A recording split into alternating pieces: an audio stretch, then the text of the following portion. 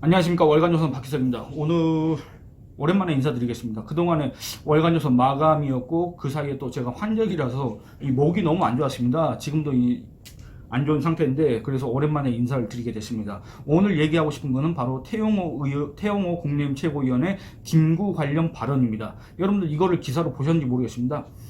18일, 19일 지금 하루 사이에 이 해당 기사 관련 기사가 한 50건 이상 한 30여 개의 매체 이상 되는 곳에서 한 50개 정도의 보도를 했는데 이 논란이 되고 있는 이 태용호 의원의 김구 모욕이라고 주장되는 지금 이렇게 비판받고 있는 그 발언이 근거가 어디 있느냐, 출처가 어디냐, 바로 월간조선 인터뷰입니다. 월간조선 5호로 태용호 최고위원 인터뷰에 그런 발언이 있습니다. 그런 발언이 아니라 이 김구 관련 발언이 있습니다. 그거 인터뷰한 사람이 바로 접니다. 제가 인터뷰를 했고 제가 그 기사를 썼기 때문에 누구보다도 태용호 최고위원이 했던 그 발언의 진의를 잘 알고 있고, 그래서 이거에 대해서 제가 보충 설명을 해야 될 필요가 있다고 느꼈기 때문에 지금 영상을 찍게 됐습니다. 인터뷰는 4월 7일 날 진행했고 이 해당 기사는 4월 17일 날 월간조선 5호로에 게재가 됐습니다. 그리고 이 내용이 본격적으로 알려진 거는 이제 18일부터인데 여기에서 태용호 최고위원은 이렇게 얘기했습니다. 제가 뭐라고 질문했느냐, 최고위원이 된다면 역사를 바로 세우는 일을 하고 싶다고 했다, 이렇게 물었습니다. 물었더니 이제 태용호 최고위원은 역사 왜곡 또는 단편적인 역사 기술의 위험성을 지적하면서 이렇게 얘기를 합니다. 지난 구정 때 KBS의 역사전을 그날이란 프로그램에서 이승만 대통령은 통일정부 수립을 반대하고 김구 선생은 마지막까지 통일정부 수립을 위해 하다가 암살됐다는 식으로 역사를 다루는 걸 보고 깜짝 놀랐습니다. 북한을 모르는 사람들이 그걸 봤을 때는 김구 선생이 통일을 위해 노력했다고 하겠지만 북한의 대남 전략 전술을 잘 아는 사람 입장에서 봤을 때는 김구 선생이 김일성의 통일전선 전략에 당한 겁니다. 김일성은 남한 단독정부 수립을 막고 공산정권을 세우기 위해 김구 선생을 이용한 겁니다. 그럼 북한의 전략까지 알려줘야 정확한 비교가 되지 않겠습니까? 이렇게 얘기했습니다. 여러분들, 이거는 단편적인 역사 기술의 위험성, 그 다음에 이걸로 인해서 역사가 왜곡될 가능성, 이걸로 인해서 일반 대중들한테 역사가 잘못 이해될 가능성, 이런 것들을 갖다 이런 위험성을 지적한 거고, 이 김구, 이승만, 이거는 그 일례로 든 거 아니겠습니까? 그런데 이거를 갖다가 김구에 대해서 망언을 했다, 독립운동가 김구를 모욕했다, 이제 갈 때까지 갔다, 완전 저 북한에서 간첩질하다 온 사람 아니야, 근데 지금 와서 우리 민족을 분열시키려고 한다, 이런 취지의 어떤 비판들이 쇄도를 하고 있다, 그겁니다. 물론 그 댓글 내용들을 보면 태용호 의원이 할 말을 제대로 했다, 정확한 지적을 했다는 의견도 상당수입니다. 거의 반반이라고 보시면 될 것 같습니다. 그런데 여러분들 한번 보시기 바랍니다. 이 발언 중에서 어디에 백범 김구를 갖다가 모욕을 한 대목이 있습니까? 우리가 봐야 될 거는 독립운동가 김구, 그리고 그 독립운동가로서의 어떤 민족과 독립과 요거에 대한 열정, 그의 정신, 이런 건 당연히 본받을 점을 찾고 그렇게 해야 되겠지만, 해방 전국 기간에 그 한 3년 그 정도 되는 기간 동안에 정치인 김구의 행적에 대해서는 우리가 객관적으로 평가를 해야 될 필요가 있습니다. 물론 임정을 이끌었다, 이 임정 기간, 독립운동 기간에 대해서도 우리가 객관적으로 평가를 해야 되겠지만, 이거는 너무나도 지금 성역화되어 있기 때문에 섣불리 평가를 하기가 어렵습니다만, 최소한 정치인 김구, 아니 우리가 지금 별 정치인들을 다 평가를 하지 않습니까?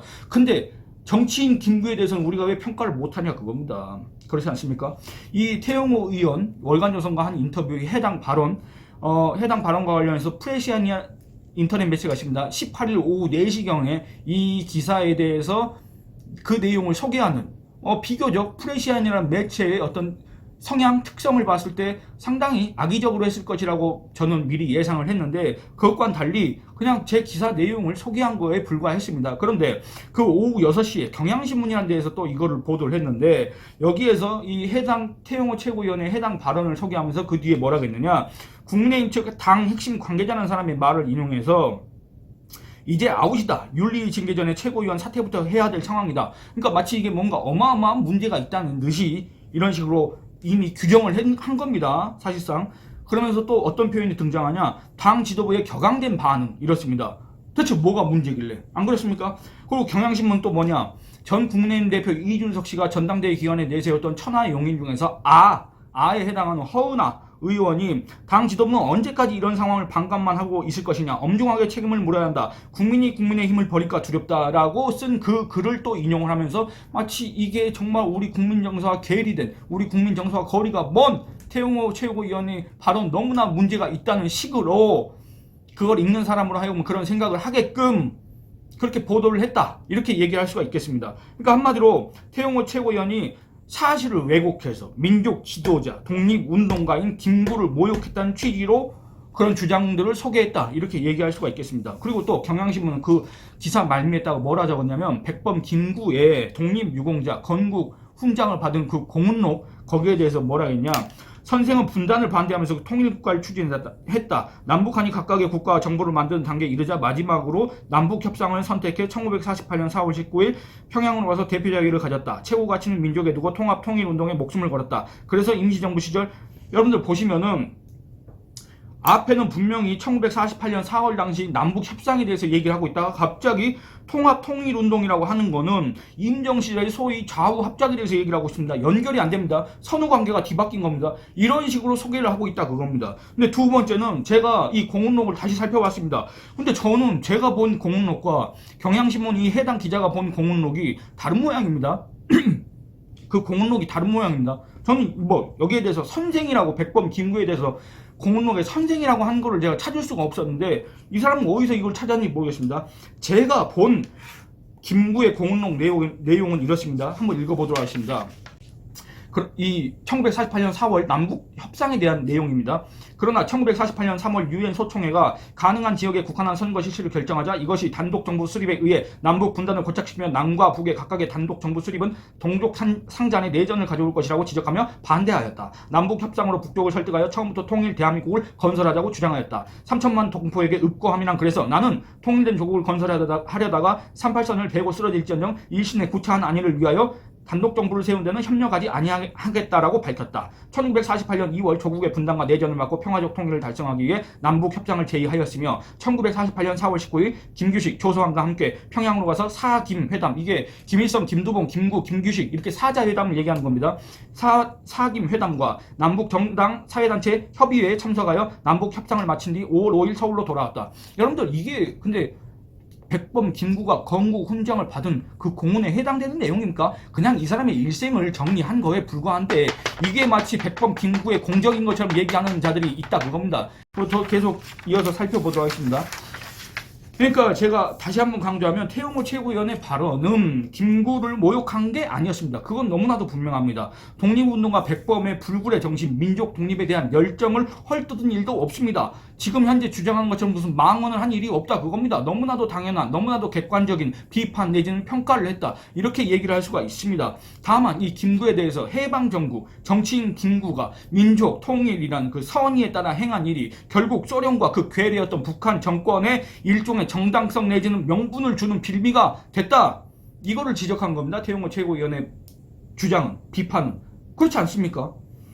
해당 인터뷰에서 태용호 최고위원이 얘기한 김구 행정은 바로 1948년 4월 당시에 이른바 전 조선사회 단체 대표자 연석회의, 남북조선 재정당 사회단체 지도자 협의회에 참여한 일입니다. 이른바 이거를 남북협상이라고 합니다. 이 당시 김구와 김규식은 민족 분단을 막기 위한다는 그 명목 아래에 이른바 통일정부를 수립하기 위해서 월북을 했습니다. 월북해서 아까 말씀드렸던 남북협상을 했습니다. 이 과정에서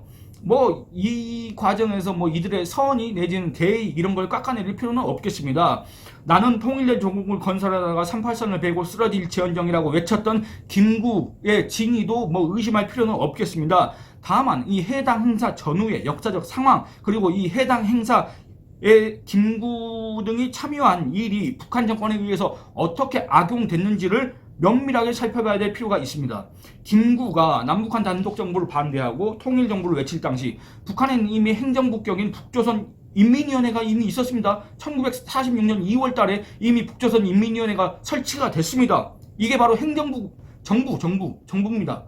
온갖 사회주의, 무슨 소위 토지개혁이니 뭔가 이런 거 온갖 사회주의 정책을 시행하고 있었습니다. 그리고 1946년 11월 달인가 이때는 이미 또 우리의 의회, 입법부에 해당하는 북조선 인민회의가 설립이 됐습니다.